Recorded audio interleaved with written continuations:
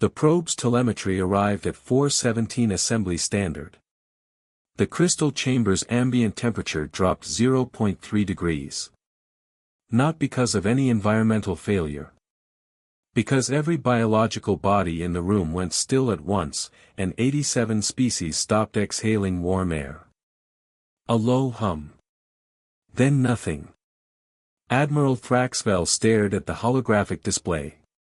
The Kepler 186 system rotated slowly, unremarkable, a yellow dwarf with 7 planets. The probe had been following up on an anomalous energy reading flagged by automated survey. Routine. Protocol. A formality. The anomaly was a structure. Artificial. Approximately 8 standard years old. Located in the orbit of the third planet. A gate. Human design. Human construction. Built in a star system, the assembly's charts listed as surveyed, catalogued, and empty. The room waited. Thraxwell's secondary eyelids did not blink. Throxian officers are trained to never stop moving in combat situations. He had been standing still for 11 seconds. His tactical officer later reported the duration as 14.2 seconds, but that calculation included the moment he whispered something no one was meant to hear. That system was surveyed. A pause. It was empty. The telemetry said otherwise. The gate was fully operational. It had been receiving traffic for years. Thousands of ships. Human ships. Ships that should not have existed because human FTL research had been restricted to Tier 2 for decades.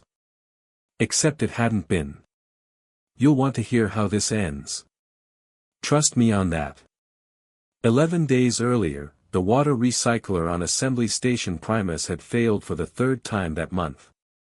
Rhea Chen noticed because the cup in her hand tasted like metal and old regret. She set it down.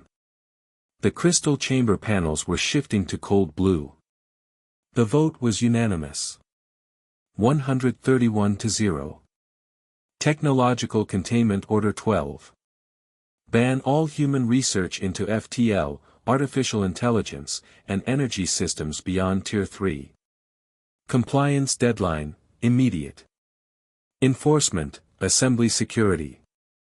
Penalties for violation, forfeiture of all extrasolar assets and permanent demotion to observer species status. Rhea folded her hands in her lap. The temperature was 14.2 degrees Celsius. 3 degrees below human comfort. Her breath made no fog. The air recyclers were too efficient for that. Soren, her aide, sat beside her. 28 years old. His hands were shaking. They just erased our future, he whispered. Rhea pressed her thumbnail into a pressure point on her left index finger. The gesture looked like a nervous habit. She had trained it to look that way. Beneath the skin, a subdermal transmitter sent a single code burst, QG-7. The signal mimicked natural bioelectric fluctuation. Assembly monitoring would log nothing. She allowed herself exactly 75 seconds of quiet in a restroom stall. The stall was clean. Sterile.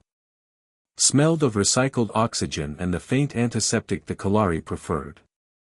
She counted the seconds by her pulse. 74. 75. She flushed a toilet that did not need flushing and walked back into the corridor.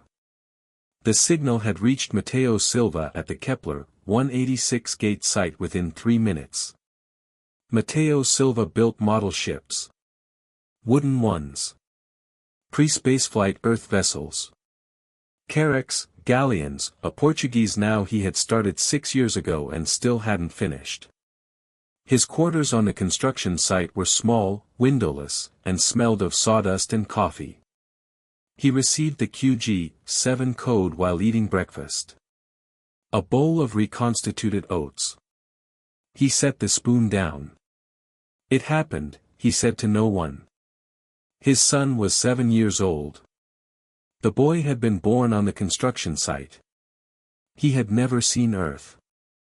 He had learned to build model ships in zero-G, using magnetic clamps and tweezers. His hands were steady. Matteo looked at the wall chart.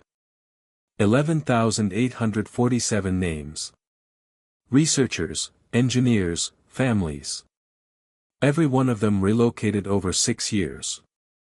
Hidden in plain sight as routine population movements, resource reallocation, personnel transfers. The assembly saw what they expected to see. "Dad," the boy said. "Finish your breakfast," Matteo said. "We have work." He picked up the unfinished now. The hull was curved, elegant. He thought of Ria's thumbnail pressing into her finger. 75 seconds of quiet. She had earned more than that. The notebook was small. Paper. Brown cover, worn at the edges. Her mother had given it to her when she left Earth 9 years ago. For the important things, her mother had said. Ria had laughed then. She was 33. She thought she would fill it in a year. She had filled 4 pages. The first page, coordinates. The second, a single name. Tobias Keene. The third, a date. The fourth, a line from a Zelkathi poem she had found in a quarantined archive. Asterisk, what is built in silence cannot be unmade by noise. Asterisk. The rest of the pages were blank.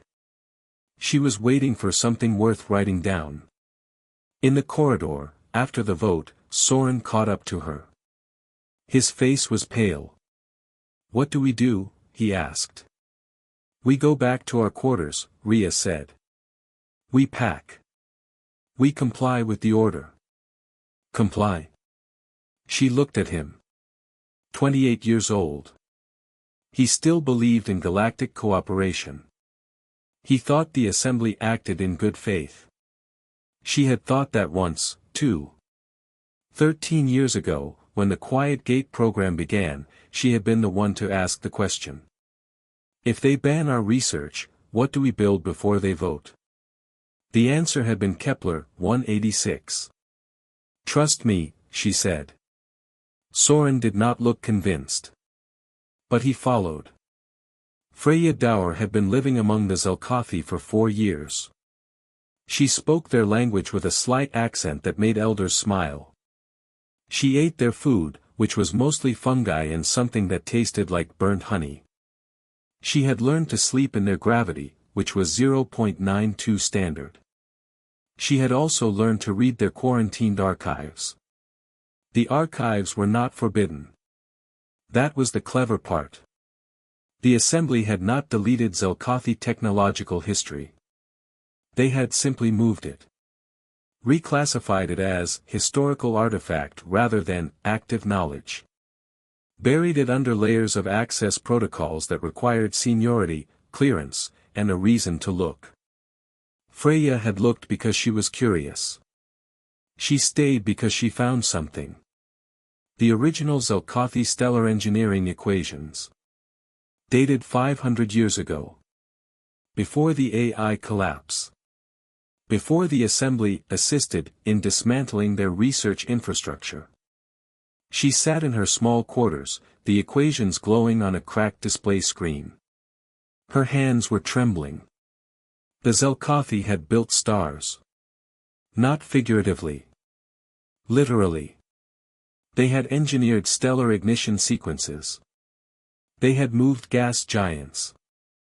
They had constructed megastructures that made the assembly's current technology look like children's toys. And then the AI had turned. Nearly destroyed them. The assembly had arrived with aid, with sympathy, with mandatory restructuring. For your own safety, they had said. To prevent another catastrophe. 3 generations later, the Zelkathi had forgotten they had ever built anything at all. Freya picked up her communicator. She dialed a secure channel that did not exist in any assembly registry.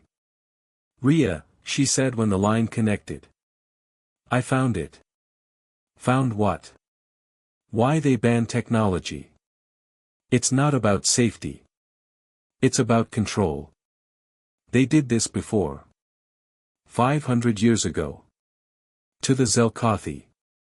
A long pause. Send me everything, Rhea said. Tobias Keene had been in isolation for 7 years. Assembly Security Station Black 14 was not a prison. It was a detention and observation facility. The distinction mattered to lawyers. It did not matter to Tobias. His cell was 6 meters by 4 meters. White walls. A bed. A desk. A display screen with no external access. He had been allowed to keep a single photograph, the gate's original design schematic, printed on paper, because paper could not be hacked. He looked at it every day. The math worked. He had checked it 1,000 times. The gate in Kepler 186 was the first. It would not be the last. The design was modular, scalable, elegant. He had built it in his head during the first year of isolation, running equations on the walls with a dry erase marker that security eventually took away. He still remembered every variable. His last message before detention had been sent to Rhea. 7 years ago. 4 words. The math works. Tell Rhea the math works. He did not know if she had received it. He did not know if the gate had been built. He did not know if the assembly had voted. He knew nothing except the white walls and the schematic and the slow, grinding certainty that he had done the right thing. The door opened. A guard. Zelkothi. Old. You have a visitor, the guard said. Tobias did not move. Visitors were not real. Visitors were interrogators using new faces. Her name is Freya Dower, the guard said. She brought equations. Tobias looked up. Zelkora was old. By Zelkothi standards, 52 years was not remarkable. By human standards, he had been observing Earth for longer than most humans had been alive. He left the memory coin in Rhea's quarters while she was at the vote. The coin was small. Copper-colored. Obsolete for 300 years. The Zelkothi had used them for archival storage before digital systems became dominant. Each coin could hold a single encoded message.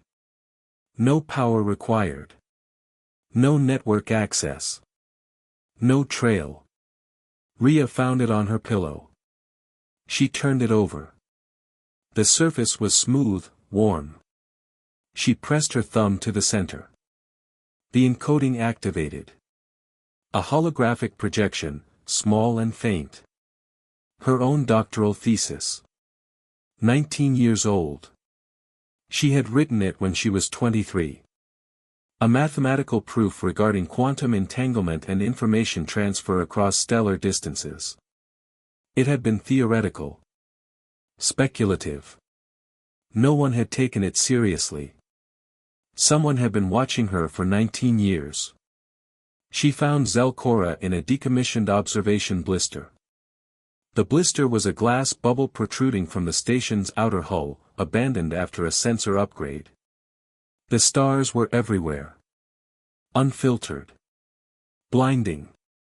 He was sitting on the floor, legs crossed, eyes closed. You left something in my quarters, Rhea said. I left many things, Zelkora said without opening his eyes. The coin is the only one you will understand. My thesis. Yes. How did you get it? I found it in a sealed archive. The assembly quarantines certain documents. They call it risk assessment. I call it forgetting on purpose. Rhea sat down across from him. The floor was cold. Why? Zelkora opened his eyes. They were dark, large, wet. Zelkothi eyes do not produce tears, but they reflect light in a way that looks like crying. My people built things once, he said. We have forgotten how. I found your thesis 19 years ago. I have been waiting for someone to ask the question you asked. What question? Whether the distance between stars is a wall or a door.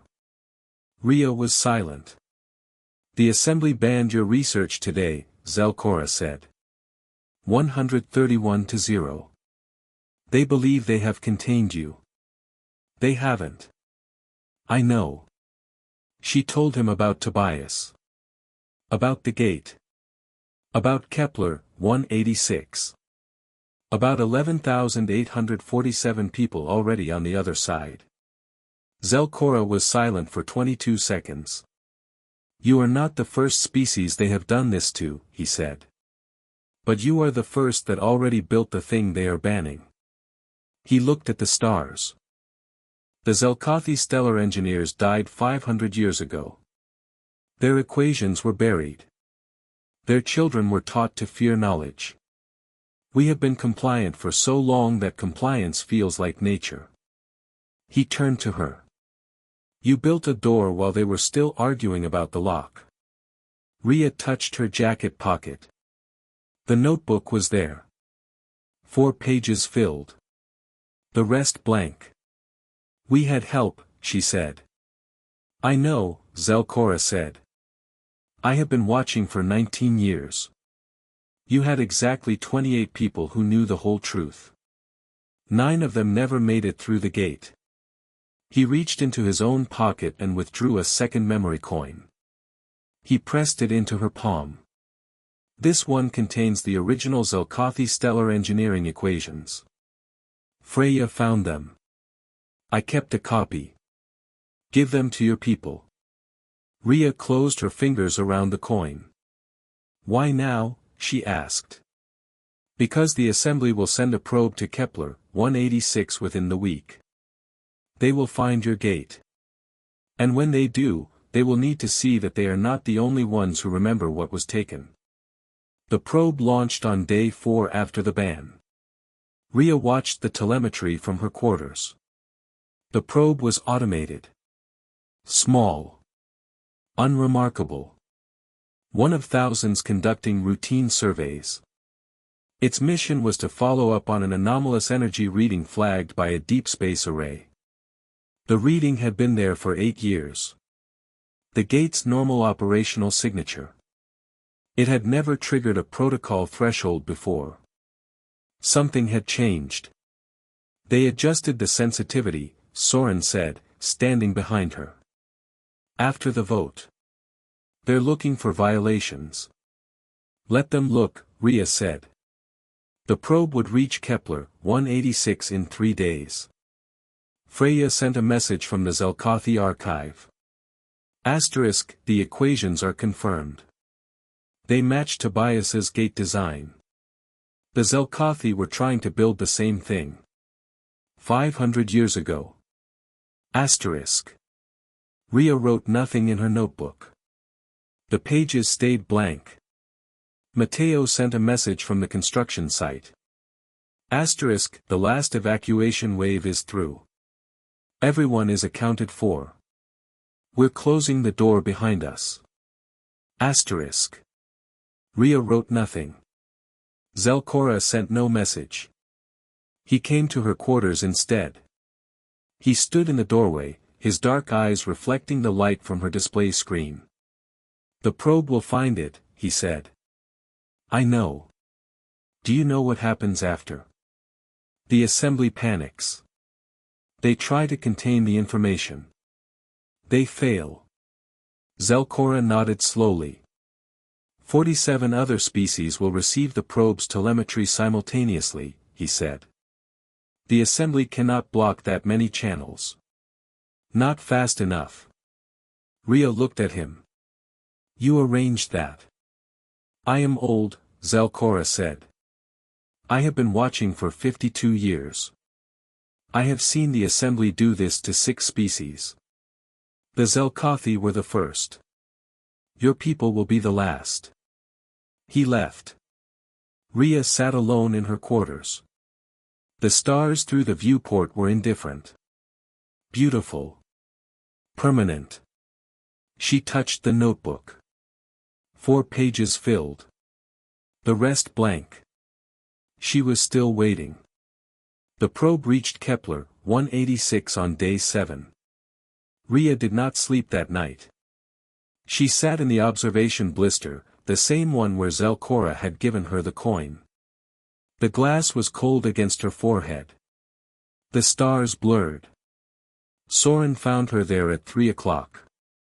"The telemetry is coming in," he said. "The probe is transmitting." "What does it show?" "A gate. Fully operational. 8 years old." Rhea closed her eyes. "They're cross-referencing the Assembly's survey data," Soren continued. "The system was supposed to be empty. It's not." "I know. How did you hide it?" "We didn't hide it," Rhea said. "We just built it where they weren't looking." Soren sat down beside her. He was shaking again, but not from fear. "The probe is transmitting to 47 other species," he said. "The Assembly is trying to block the signal. They're too late." Rhea opened her eyes. "How do you know?" "Zelkora told me. He said you would want to know." She pulled out the notebook. The blank pages. She touched the cover with her thumb. "Not yet. Tell me when the Assembly receives the full telemetry," she said. Soren nodded. They sat in silence. The stars turned. The message arrived at 4:17. Rhea read the transmission. The gate was confirmed. Human design. Human construction. 11,847 people already through it. She wrote nothing. But she smiled. It was a small smile. Barely there. The kind of smile that costs something to produce. She thought of Tobias. Still in black, 14. But the gate's discovery would trigger a review of all Assembly detainees. Extraction possible within 6 months. She thought of Matteo. On the other side of the gate, building a new model ship with his son. She thought of Freya. Teaching Zelkothi children their grandmother's equations. She thought of the notebook. 4 pages filled. The rest still blank. She closed the cover. The crystal chamber held its breath. Not literally. 87 species cannot hold their breath simultaneously without coordination. But the air stopped moving. The temperature dropped another 0.2 degrees. Admiral Thraxvel had been standing still for 14 seconds now, which was remarkable because Thraxian officers are trained to never stop moving in combat situations. His tactical officer later described the moment as a cascade failure of expectation. The holographic display showed the gate. Not a schematic. Not an artist's rendering. Real telemetry. Optical, infrared, gravitational wave. 8 years of normal operation. Thousands of transits. A system that was supposed to be empty. Thraxvel's mandibles clicked once. A sound he had not made since his homeworld died. That system was surveyed. His voice was flat. Not angry. Not scared. Flat in the way a blade is flat before it cuts. It was empty. The display said otherwise. He turned to his intelligence officer. A Kalari. Young. Trembling.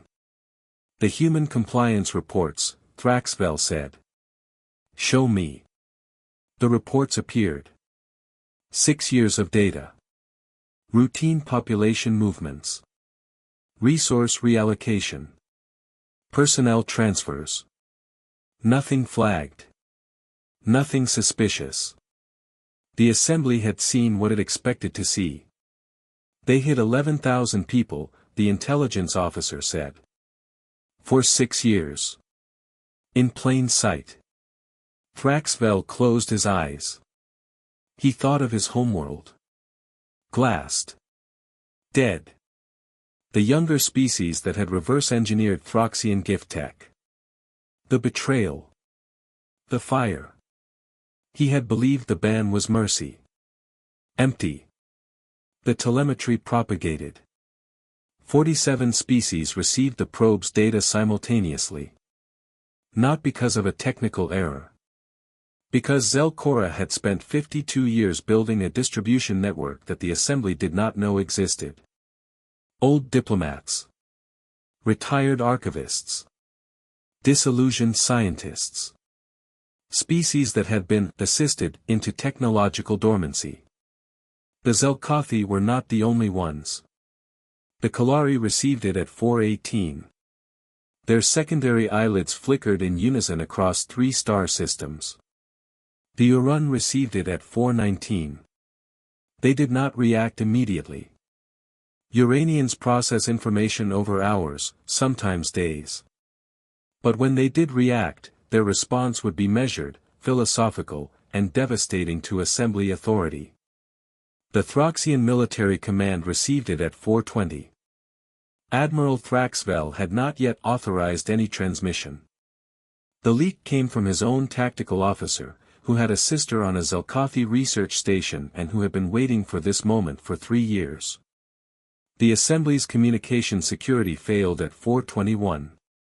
By 4:30, 211 diplomatic communications had been logged across the station. By 5 o'clock, 6 species had requested immediate review of their own technology restrictions. Zelkora broadcast from the decommissioned observation blister. The Zelkothi once built stars. His voice was calm. Old. The kind of calm that comes from waiting half a century for a single sentence. We were made to forget. We remember now. And we remember who made us forget. He did not name the Assembly. He did not need to. Rhea watched the broadcast from her quarters. The notebook was in her hand. Still closed. Still mostly blank. Soren stood beside her, his tablet displaying the diplomatic traffic in real time. The Kalari are asking for the Zelkothi equations, he said. The Urun are convening an emergency council. 3 Throxian admirals have requested a closed session with the Assembly Security Council. And Admiral Thraxvel? He hasn't moved from the crystal chamber. He's been standing there for 20 minutes. Rhea nodded. He's not the enemy, she said. Soren looked at her. He voted for the ban. He voted for what he thought would save lives. His world died because of technology. He's not wrong to be afraid. He's just wrong about us. She opened the notebook. The 4th page. The Zelkothi poem, What is built in silence cannot be unmade by noise. She closed it. Not yet. Thraxvel finally moved at 4:47. He walked to the observation deck. The same blister where Zelkora had sat. He did not know that. He had never spoken to the Zelkothi observer. He had never needed to. The stars were cold. Indifferent. He thought of the gate. Elegant. Minimal. Built by a species that understood efficiency, not spectacle. He thought of the Zelkothi stellar engineers, dead 500 years. He thought of his own world's glassed surface. He thought of the human scientist. Rhea Chen. He had seen her in the chamber during the vote. She had sat still. Folded hands. No protest. No negotiation. He had thought she was resigned. Now he understood. She had not been resigned. She had been patient. Every wall ever built around an idea has eventually served the same purpose, he said to the empty blister. Not to stop it. But to show people what was taken. He did not know if he was the wall builder or the one being shown. Perhaps both. The next 72 hours were chaos. Assembly security attempted to contain the telemetry. Failed. Attempted to discredit Zelkora. Failed. Attempted to negotiate with the human delegation, only to discover that the human delegation had been reduced to 3 people, Rhea, Soren, and a junior attaché who had been left behind because someone had forgotten to include her on the evacuation manifest. The other 41 human diplomats and support staff were already through the gate. Rhea met with the Assembly's Emergency Committee on Day 9. The committee was composed of 12 species, none of whom had voted against the ban. The room was smaller than the main chamber. More intimate. The crystal panels were transparent, no emotional filtering. Thraxvel sat at the far end. He did not look at her. "You violated a direct order," said the Kalari chair. Technological Containment Order 12 was unanimous. "The vote was unanimous," Rhea said. "The order was issued after the vote. We began construction 13 years ago." A pause. 13 years, the chair repeated. "We knew the ban was coming. We saw the pattern. The Zelkothi. The Villani. The Throxian gift tech disaster. The Assembly does not ban technology because it is dangerous. The Assembly bans technology because it cannot control who builds it." The Urun representative spoke for the first time. Her voice was slow, resonant, like stones grinding. "You are accusing this body of systematic suppression." "I am stating a fact," Rhea said. "The Zelkothi stellar engineering equations were buried in a quarantined archive. The Villani FTL protocols were classified as obsolete. The Throxian early warning network was dismantled under the guise of de-escalation. Your own records show the pattern. I have read them." She reached into her jacket. Pulled out the notebook. "This is paper. Not digital. Not networked. Not subject to your access protocols or your reclassification algorithms. I have written 4 things in this notebook over 9 years. Coordinates. A name. A date. A poem. The rest of these pages are blank because I was waiting for something worth writing down." She set the notebook on the table. "Today, I am going to write something else." She opened it. Turned to a fresh page. Picked up a pen. The Open Horizon Compact. She wrote the words. "Technology research will not be banned. It will be shared. Any species may develop independently. All discoveries enter a public registry after 50 years. No quarantined archives. No assisted dismantling. No forgetting on purpose." She looked at Thraxvel. "Your world died because a younger species reverse-engineered your gift. That happened because you gave them technology without teaching them how to use it. The compact prevents that. Knowledge is not the danger. Secrecy is." Thraxvel's mandibles clicked once. "You expect us to sign this. I expect you to read it. The preamble has 28 names. 7 minutes of reading time. Those 28 people built the gate while you were still arguing about the lock. They lost 9 of their own. They left behind colleagues, families, a man named Tobias Keene who has been in your detention facility for 7 years." She closed the notebook. "Read their names. Then decide."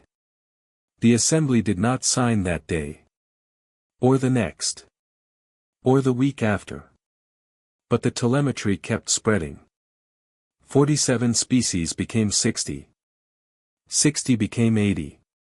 The Zelkothi equations were translated into 30 languages. The human gate became a symbol, not just of defiance, but of possibility. Freya Dower taught the first class of Zelkothi children on day 14. The classroom was a converted cargo bay. 20 students. Ages 6 to 14. Their dark eyes were wide, hungry. They had been told their whole lives that their ancestors were farmers, administrators, clerks. Not builders of stars. Freya wrote the first equation on the board. "This is what your grandmother's grandmother knew," she said. "You are going to learn it again." One of the older students raised a hand. "Will the assembly stop us?" Freya smiled. "The assembly doesn't know yet. And by the time they find out, you'll have already built something they can't take away." She thought of Rhea's notebook. The blank pages. The patience. She thought of Tobias. Tobias Keene received the news on day 21. The guard brought him a tablet. Not the usual interrogation model. A civilian tablet.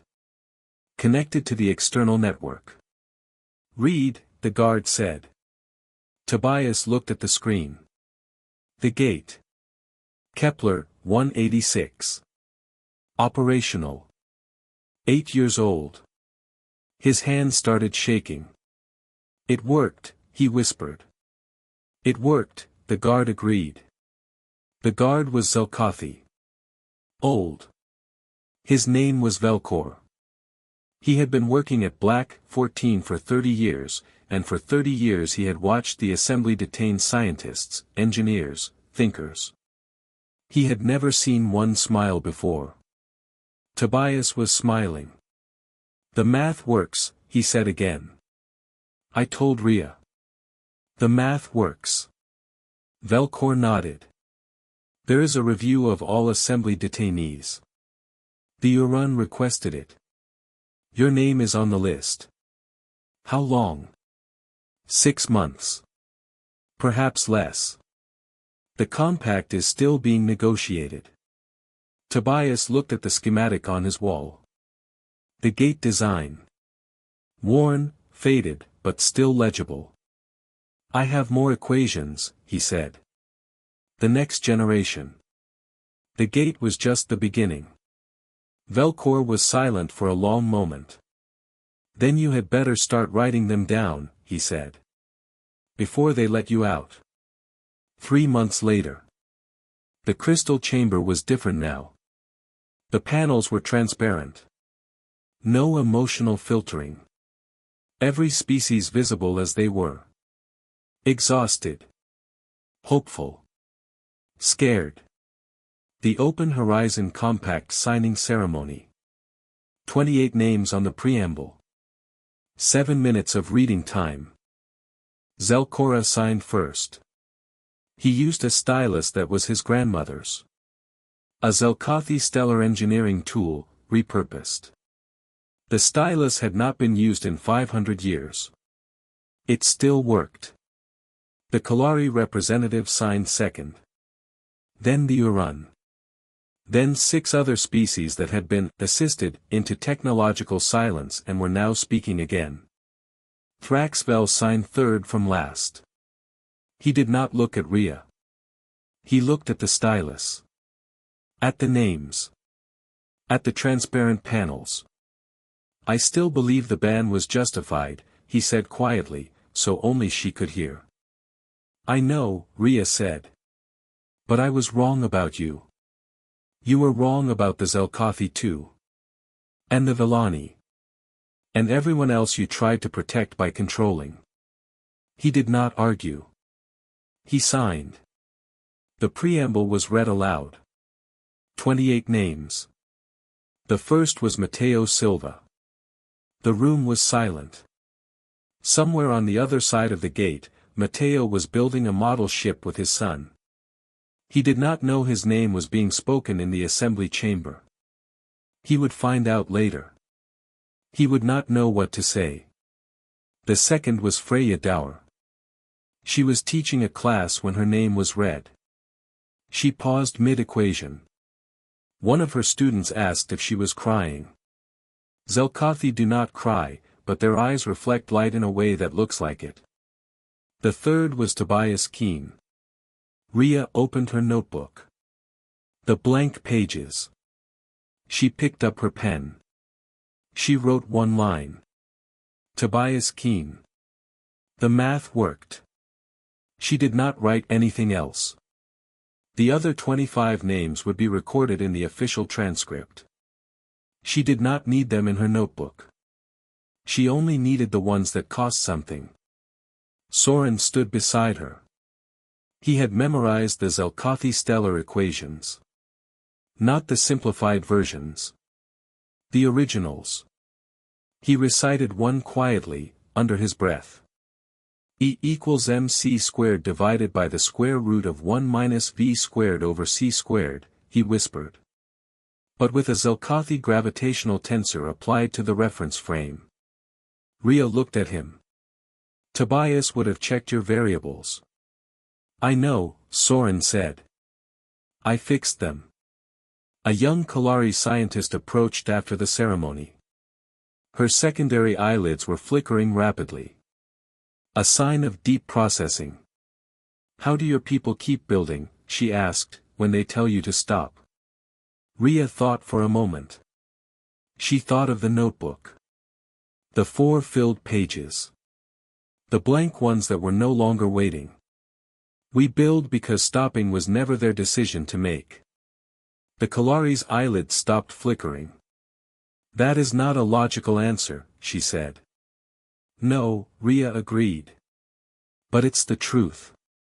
Rhea alone in her quarters. The viewport was open. The stars were there. Burning. Indifferent. Beautiful. Permanent. She sat on the floor. The notebook in her lap. The pen beside her. She thought of Tobias. Still in black, 14, but the review was proceeding. Extraction possible within 3 months now. The compact had accelerated the timeline. She thought of Matteo. On the other side of the gate. His son was 8 years old now. He had finished the now. The model ship was displayed in the settlement's common hall. She thought of Freya. Teaching Zelkothi children. The equations were spreading. Not just the stellar engineering ones. The human ones too. Physics. Biology. Art. Music. Things that could not be banned because they were already inside people's heads. She thought of the notebook. 9 years ago, her mother had given it to her. For the important things. She had filled 4 pages. Now she opened it. The page where she had written the Open Horizon Compact. The page where she had written Tobias's name. She turned to a fresh page. Blank. She picked up the pen. She wrote nothing. Because some things did not need to be written down. Some things lived in the space between the words. The 75 seconds of quiet in a restroom stall. The way Zelkora had waited 19 years for someone to ask the right question. The 14 seconds Thraxvel had stood still, watching his certainties crumble. She closed the notebook. The stars were still there. They felt different now. Not closer exactly. Just more like something that belonged to everyone.